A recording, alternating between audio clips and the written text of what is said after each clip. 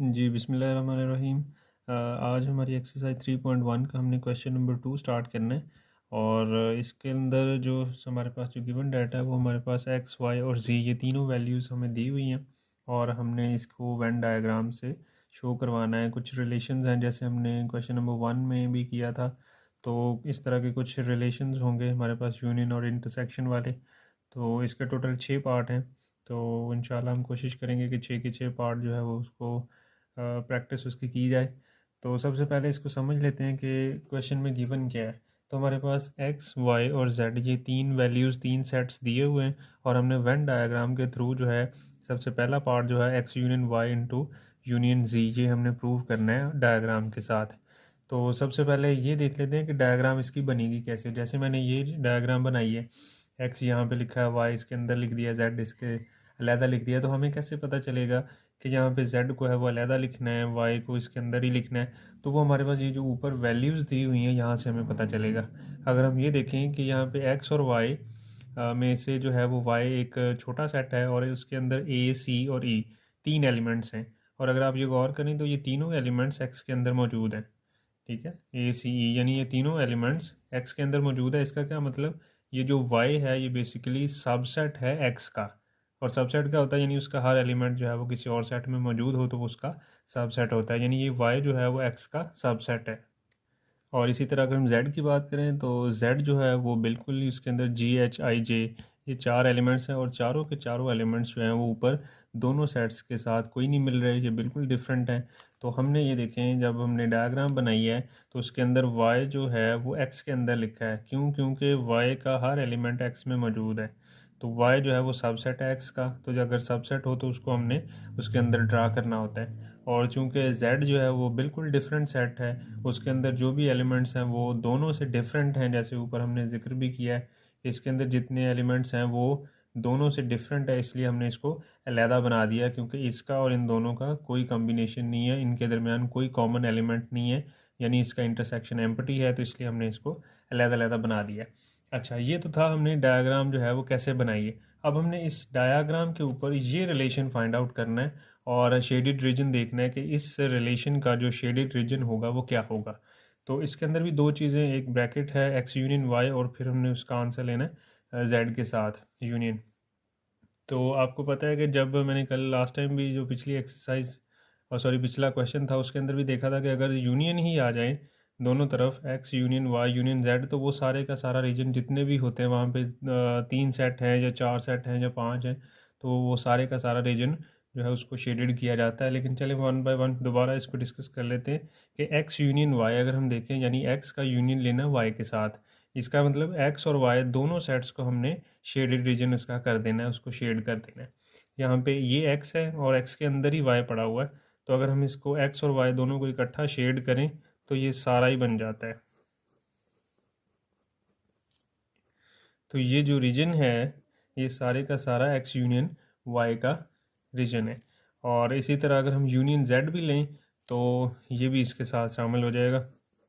तो यानी ये सारे का सारा जितने भी उसके अंदर सेट्स हैं ये सारे जो हैं इस X union Y union Z को शो कर रहे हैं। तो आप यहाँ पे लिख भी सकते हैं कि X union Y union Z जो है वो शेडेड रीजन हमने कर दिया है। स्ट्रेट लाइंस लगाई हैं तो आप इस यहाँ पे स्ट्रेट लाइंस लगा दें कि ये जो डायग्राम के अंदर ये जो स्ट्रेट लाइंस हैं, यानी इन शॉर्ट ये तीनों सर्कल्स जो हमने शेड किए हुए हैं, तो ये सारे का सारा जो है वो X union Y into union Z को शो कर रहा है। इसी तरह इसका सेकंड पार्ट है, उसके अंदर भी यूनियन ही है जी। तो इसके अंदर भी देख लें वाई यूनियन जेड है, यानी वाई और जेड इन दोनों का हमने यूनियन पहले लेना है। तो आप वाई को और जेड को शेडेड कर दें, तो ये जो पोर्शन हमें वाई और जेड का शेडेड रीजन नज़र आ रहा है ये हमें वाई यूनियन जेड को शो कर रहा है। ठीक है जी, तो यहाँ पे आप लिख भी सकते हैं अगर आप इसका दो पोर्शन बनाना चाहते हैं कि वाई यूनियन जेड जो है हमने इसके अंदर ये स्ट्रेट लाइंस ऐसे लगा दी हैं। ठीक है, तो ये वाली जो है हमें वाई यूनियन जेड का आंसर दे रहा है। लेकिन अगर हमने X union Y union Z इसका देखना है शेडेड रीजन, तो वो होगा तो ये सारा ही इसके अंदर देखें एक्स के साथ हमने यूनियन लेना है, यानी ये जो शेडेड रीजन इसके साथ हमने एक और को भी शेड कर देना है। वो किसको करना है? वो एक्स को करना है क्योंकि यूनियन है। तो ये जो एक्स का पोर्शन है आप इसको भी जो है वो शेड कर दें।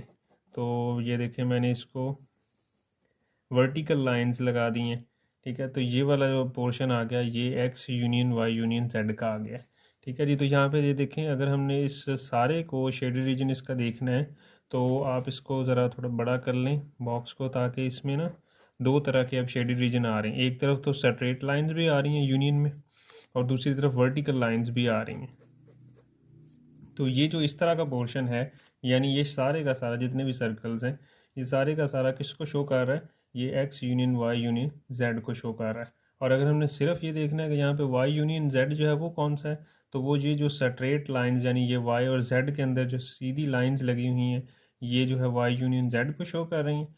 और अगर हमने ये सारे रिलेशन देखना है तो फिर उसके अंदर ये वर्टिकल लाइन जो नीचे की तरफ लगी हुई हैं और ये जो स्ट्रेट लाइंस हैं दोनों हिस्से, ये जो दोनों हिस्से जो हैं ये हमें किसको शो कर रहे हैं, ये इस रिलेशन को शो कर रहे हैं। इसी तरह इसका थर्ड पार्ट और फोर्थ जैसे हैं, तो इसलिए मैंने ये फोर्थ पार्ट लिख लिया और थर्ड पार्ट मैं आपके लिए होमवर्क के लिए छोड़ रहा हूँ।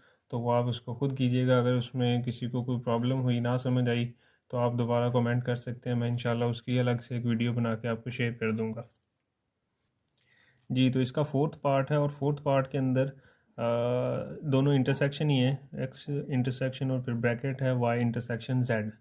एक बात हमेशा याद रख लें, जो मोस्टली हमारे ये जो क्वेश्चंस हैं इसके अंदर अगर तीनों के अंदर यानी यहाँ पे दोनों यूनियन होंगे, जैसे ऊपर वाला क्वेश्चन भी था, अगर दोनों यूनियन होंगे तो वो जितने भी सर्कल्स हैं उन सबको हमने शेड कर देना है।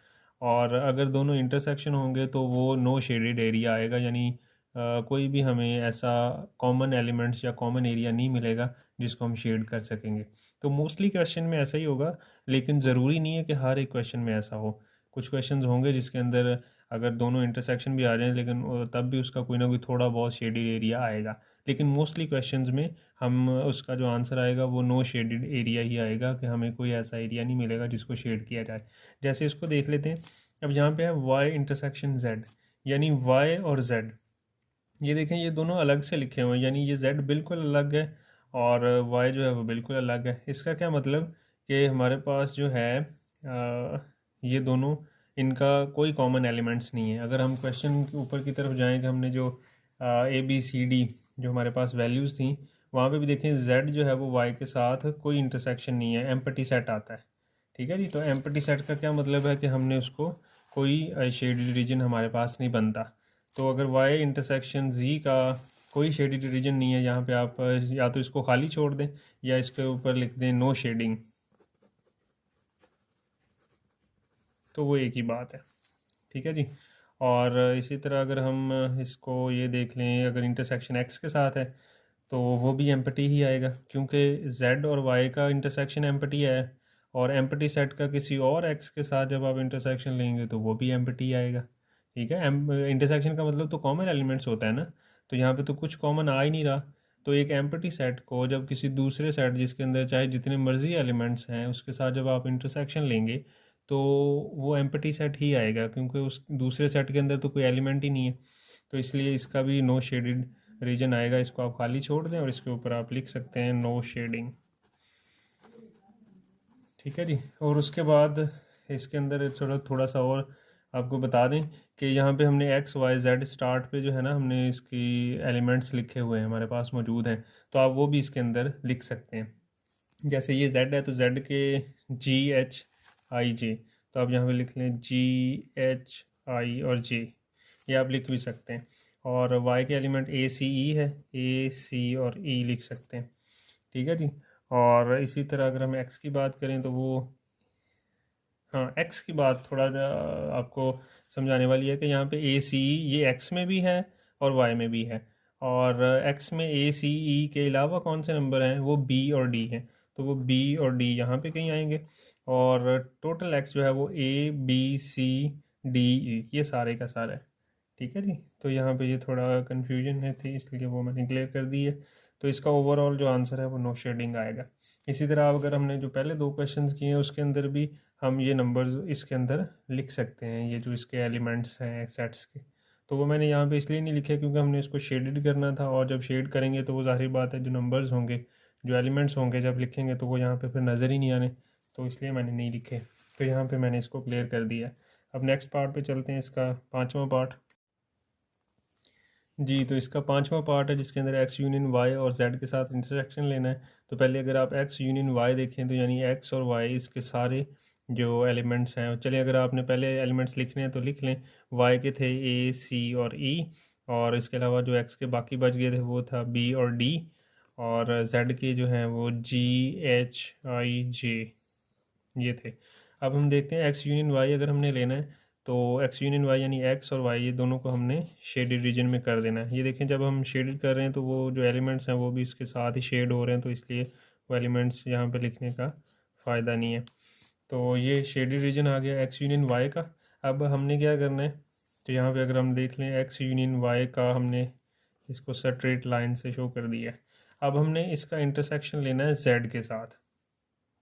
अगर हम ये देखें कि एक्स यूनियन वाई का इंटरसेक्शन जेड से लें तो ये अलग है बिल्कुल, एक्स और वाई दोनों, और जेड जो है वो बिल्कुल अलग है। और इसके एलिमेंट्स भी जी, एच, आई, जे, जे जो इसके अंदर एलिमेंट्स लिखे हुए हैं ये कोई भी एलिमेंट इनके साथ मैच नहीं करता। यहाँ पे ए, बी, सी, डी, ई ये लिखे हुए हैं, तो इसके साथ कोई एलिमेंट मैच नहीं कर रहा। इसका मतलब ये दोनों अलग अलग सेट्स हैं, तो इसका इंटरसेक्शन एम्प्टी सेट आएगा। तो हम ये देख लेते हैं, फिर इसकी दोबारा डायग्राम बनाएं और इसका जो फाइनल आंसर है जिसमें X union Y intersection Z जो है इसका ओवरऑल आंसर कोई शेडेड रीजन नहीं आ रहा। ठीक है जी, तो यहाँ पे हम नो शेडिंग लिखेंगे या इसको खाली छोड़ दें। तो इसके अंदर हम कोई भी शेड नहीं करेंगे क्योंकि हमारे पास आंसर जो है वो एम्प्टी सेट आ रहा है, और या फिर इसको आप खाली छोड़ दें। नेक्स्ट है इसका छठा पार्ट। छठे पार्ट में देखें X intersection Y union Z. ठीक है, तो एक्स इंटरसेक्शन वाई पहले देख लें आप कि एक्स और वाई में कोई चीज़ कॉमन, तो हमेशा जो छोटा सेट होता है, सब सेट जो होता है वो ही इंटरसेक्शन में आता है। तो यहाँ पे एक्स और वाई के अंदर एक्स इंटरसेक्शन वाई जो है वो वाई के सारे एलिमेंट्स आ जाएंगे। ठीक है, यहाँ पे अगर आप देखें तो ए, सी और ई इसके अंदर थे, बी, डी थे यहाँ पे, और जी, एच, आई और जे यहाँ पे थे। यहाँ पे देखें ए, सी, ई वाई के भी एलिमेंट्स हैं और ए, सी, ई एक्स के भी एलिमेंट्स हैं। तो इसका मतलब ए, सी, ई तीनों एलिमेंट्स जो हैं वो कॉमन है, और वो सारे के सारे वाई के हैं, तो हमने वाई को शेड कर दिया है। अच्छा, अब हम देखें एक्स इंटरसेक्शन वाई का आंसर ये जो है शेडेड रीजन, यानी हमने स्ट्रेट लाइन जिसके अंदर लगाई हुई है, तो ये एक्स इंटरसेक्शन वाई को शो कर रहा है। अब हमने क्या करना है, इसका यूनियन लेना है जेड के साथ, और यूनियन लेने का मतलब आपने जिसके साथ भी यूनियन लेना है उसको भी सारे को फिल अप कर देना है, उसको यानी शेड कर देना है। तो वो जेड है, ये है, और जेड को यूनियन लेना है यानी जेड को भी इसके अंदर आपने ऐड कर देना है, उसको भी शेड कर देना है। तो यहाँ पे भी फिर ये दोनों जो शेडेड पोर्शन ये हमारा आंसर है। तो इसमें अगर गौर करें तो जेड को मैंने वर्टिकली शेड किया है और वाई को जो है मैंने हॉरिजेंटली शेड किया है। तो मैं क्या करता हूँ, इस बॉक्स को दो बराबर हिस्सों में डिवाइड कर लेते हैं, क्योंकि एक्स इंटरसेक्शन वाई का जो आंसर है यानी ये जो पहला आंसर है इसको मैंने स्ट्रेट लाइन से शो किया हुआ है, और जब यूनियन लिया जेड के साथ तो वो मैंने वर्टिकल लाइन से शो किया हुआ है। तो ये जो शेडेड रीजन है जिसके अंदर वर्टिकल लाइंस भी आती हैं, स्ट्रेट लाइंस भी आती हैं, ये बेसिकली इस रिलेशन को शो कर रहा है जो ऊपर डायग्राम में नज़र आ रहा है। तो ये थे क्वेश्चन नंबर 2 के 6 पार्ट। अगर इसमें किसी को कोई प्रॉब्लम है तो आप कमेंट सेक्शन में जाके पूछ सकते हैं। शुक्रिया।